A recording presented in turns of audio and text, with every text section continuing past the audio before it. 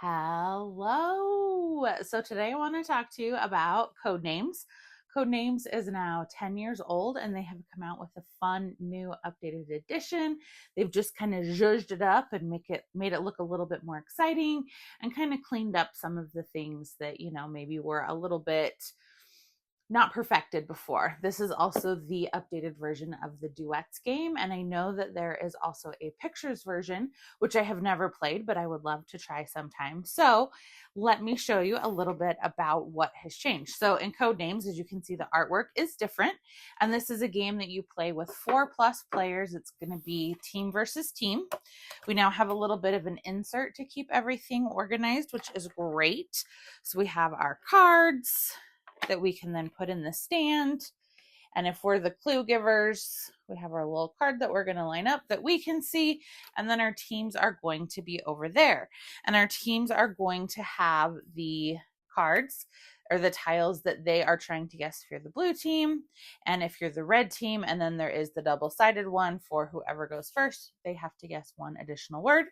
And then we have the bystander tiles that they are represented by the tan on the card.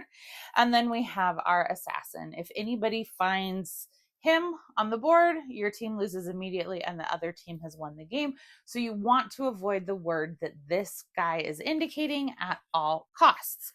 So what happens is you have a grid of 25 cards laid out, which is a lot, and I will not be able to have that many visible on here, but essentially we are going to make this grid of cards. I'm just going to do a 3x3 for the sake of easiness so that you can see.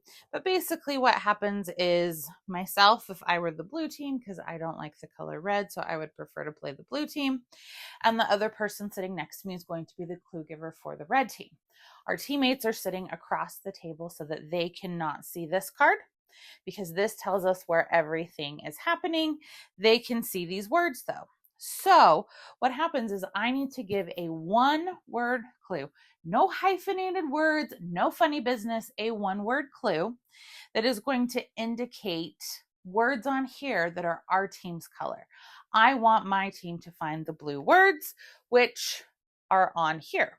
So let's see. I feel like seal and whale. Ooh, and fish. See, now that's tricky because those all kind of go together. So I could say something like ocean 2. Let's pretend that seal and whale were blue cards and fish was a red card. I don't want my team guessing that, because if they guess that, red's just going to get a freebie. So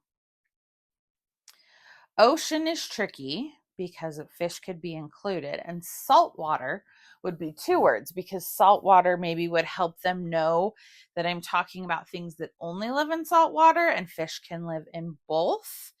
So seal and whale. Blubber. My word, I would say blubber 2. So then the team's going to talk amongst themselves, and a guess is only final when they touch the card and say, we're going to guess seal. I'm going to be like, correct, good job, you found one. And then they can either say, we don't want to risk anymore, we're going to be done, or they can try and guess again. And if they guess again, fantastic. Let's say they guessed whale, we are off to a wonderful start. And then red is going to go. Red is going to give a clue, and they are going to say how many cards it pertains to. Same thing. If their team is correct, then they get to put out the red tiles. If you get an innocent bystander, meaning you guessed a word that was not your team's color or the other team's color, it was a neutral color, your turn ends. You don't get any penalty, but your turn ends. And then, like I said, if at any point you guess the word that had the assassin on it, you automatically lose, game over. If nobody guesses that word, it is whoever gets all of their words first. That team is the winner.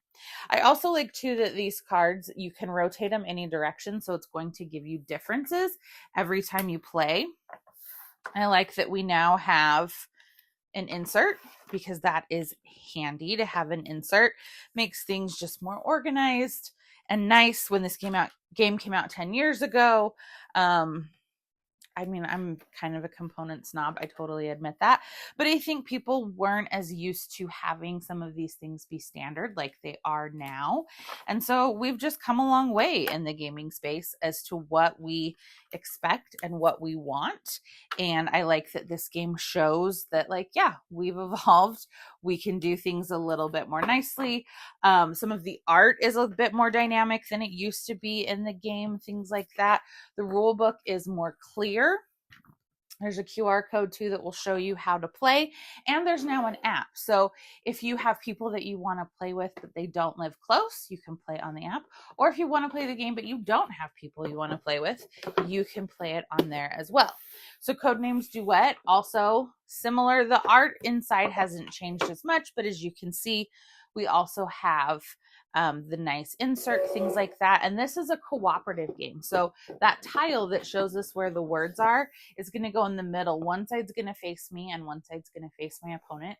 And we have a set number of rounds to try and get each other to guess the green words. Essentially, we need to find all 15 of the green words in a limited number of turns. If we hit the bystanders, that's okay. But again, it kind of hurries the game along and we're not making progress.